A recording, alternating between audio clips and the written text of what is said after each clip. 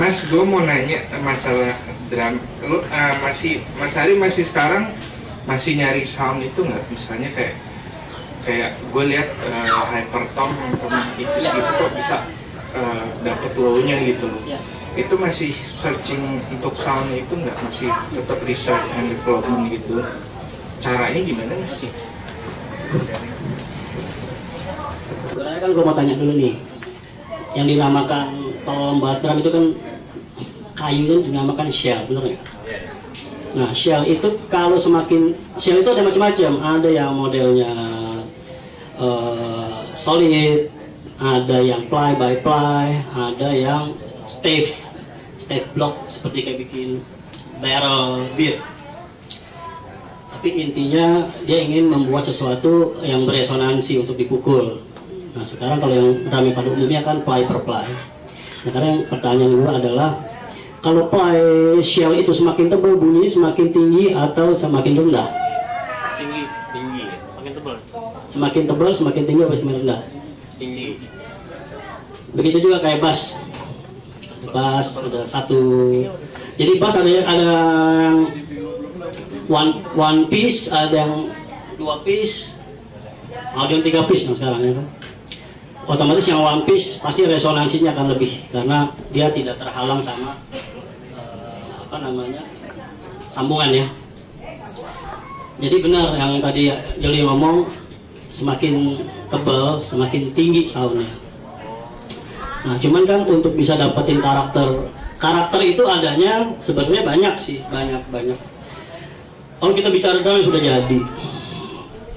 Tadi Adri main, Joli main, yang lain main pasti beda-beda soundnya. Cuman si warna soundnya sama, karakternya yang berbeda tuh tergantung dari stroke-nya si drummer, ya kan, bounce-nya seperti apa. Itu juga sangat berpengaruh karena ada emosi di situ.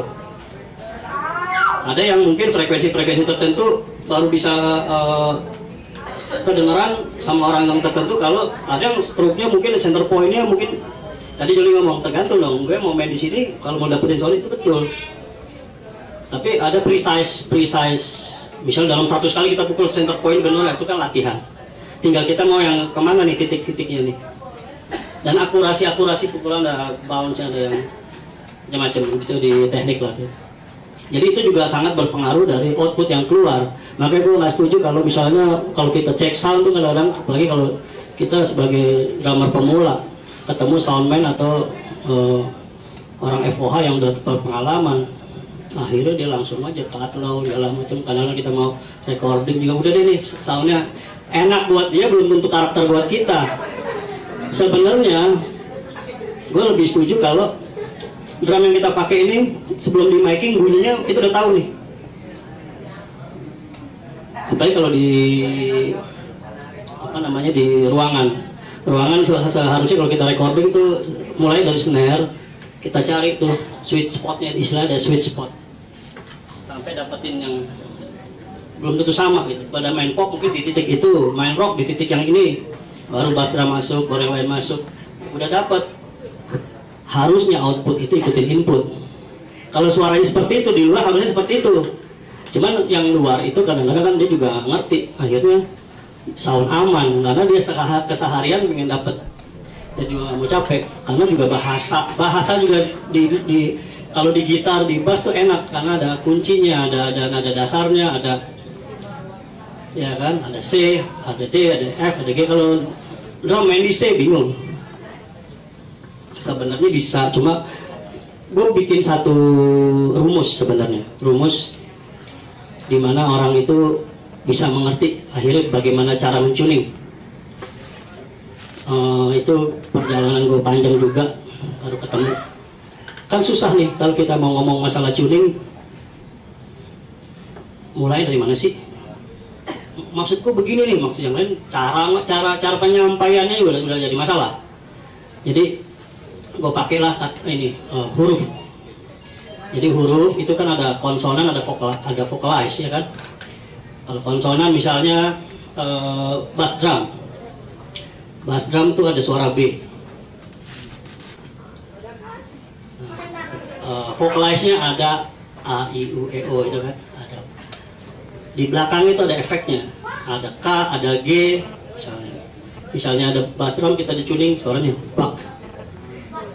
Terus kita mau tambahin lagi pakai damper atau apa jadi oh berarti dia lebih low sedikit. Tapi di bass drum itu harus punya suara D. Suara D itu suara punch. Jadi yang B sama D harus ada di situ. Yang lebih sulit lagi kalau ada suara J. J. Jadi dia tuh ada reverbnya. Ada reverbnya. Nah, kalau lagi ada waktu sering-sering tom juga begitu. Jadi apa yang dinamain namanya family timbre, setelah itu dapat balik lagi kita kan tidak cukup dengan family timbre, tapi setelah drum head itu dipasang itu udah mulai masalah. Lebih bagus mulainya dari drum head bawah kita mulai tuning. Kalau kita udah selesai masalah kita di head bawah, baru head atas. Head atas sama head bawah itu pertama kita harus bikin sama dulu tuningnya. Itu ada feeling, ada alat merasa feeling lebih penting. Ada lagi nanti kita eksperimen yang atas lebih tinggi, yang bawah lebih rendah. Ada lagi kita eksperimen yang atas lebih rendah, yang bawah lebih tinggi. Gue sama Aksan pernah nyiptain itu namanya Marpaung Situmeang. Jadi kalau misalnya kalau tomnya rendah, atasnya bawahnya tinggi, paung itu Marpaung tuh. Nah kalau misalnya tinggi bawahnya rendah, peang. Jadi Marpaung Situmeang. Jadi kalau kita lagi maksakan itu Marpaung. Situmeang itu, oh berarti nggak pas. Jadi kalau itu dilakuin, nah sama juga tom juga sama. Ada snare juga gitu, ada suara snare, ada suara T, betul nggak? Tak. Ada suara dak. Ada suara P, pak. Nah, belakangnya juga ada eng. Kalau sustain ini, mungkin ada ini. Benar, Nah, ini kira-kira ini bunyinya apa nih? Ini ada suara apa aja nih? Ada suara D-nya nggak? Ada suara D ya? Ada A-nya nggak? Ada. Terus vocalize-nya A apa O apa I apa U?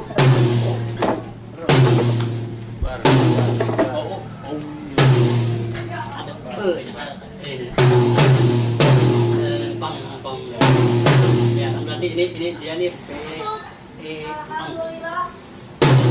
Yang ini sekarang.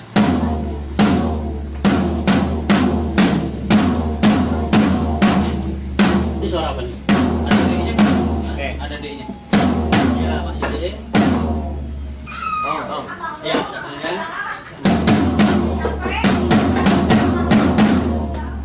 Ada D. Sekarang ini. D, ada D. G. G-nya. Paknya sedikit. Ada J-nya juga. Ada G-nya.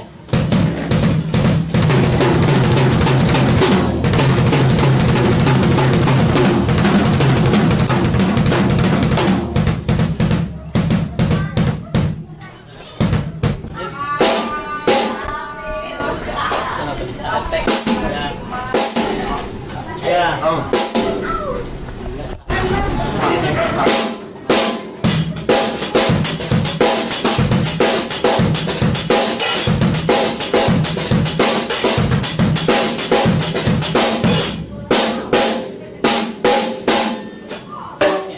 Tapi kira-kira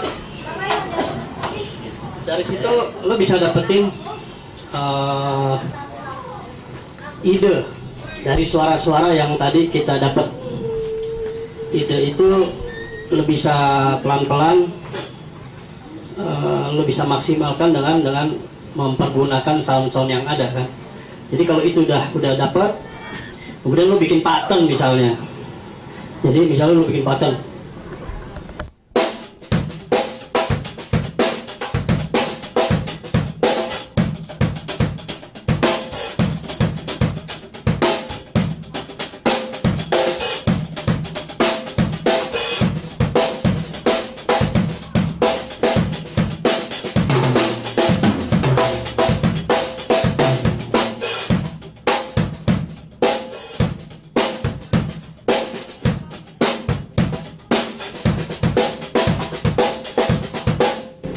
main seperti itu berulang-ulang. Pada saat tomnya nanti berubah bunyinya, pasti lo tahu.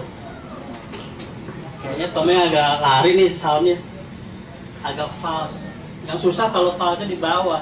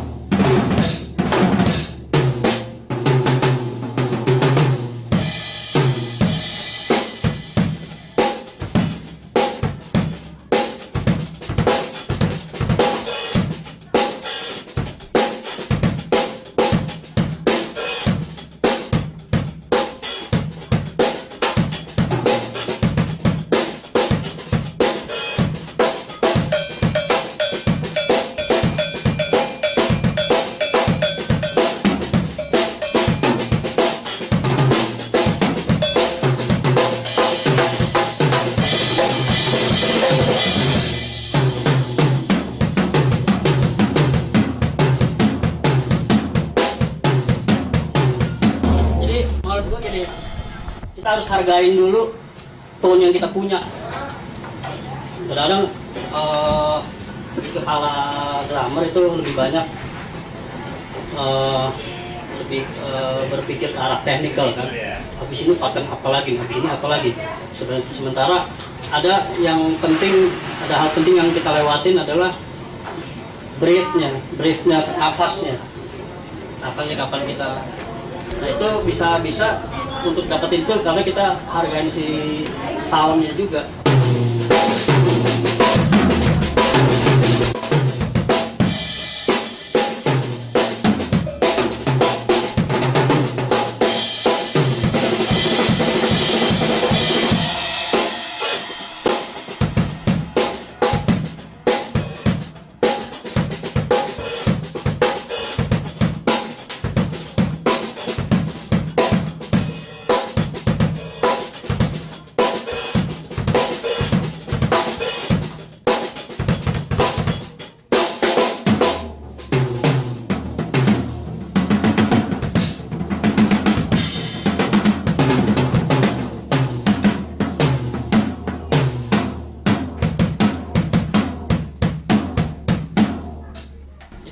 Sekarang juga melatih ini sih, melatih emosi.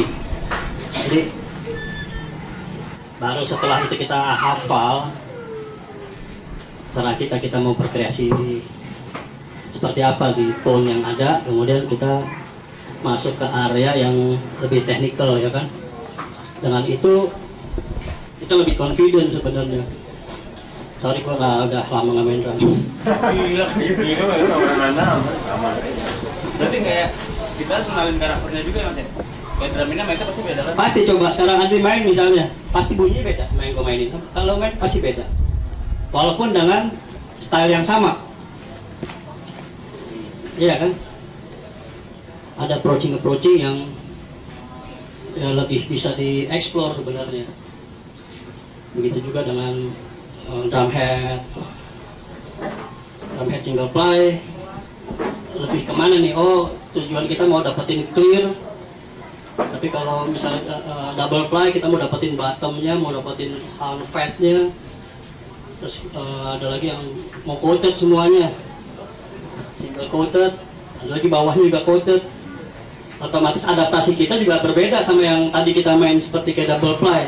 Begitu kita larinya ke kita pindah ini, kita ganti sama coated atas bawah. Emosinya harusnya beda. Pasti dapat eksplor yang lebih, dan begitu udah dapat itu, otomatis juga nanti kreativitasnya juga lain.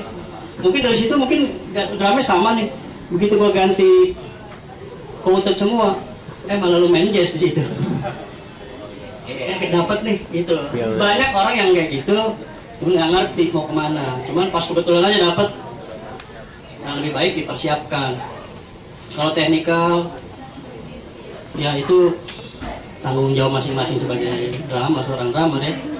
Dimana mau mencapai sesuatu ya harus ada tahapan.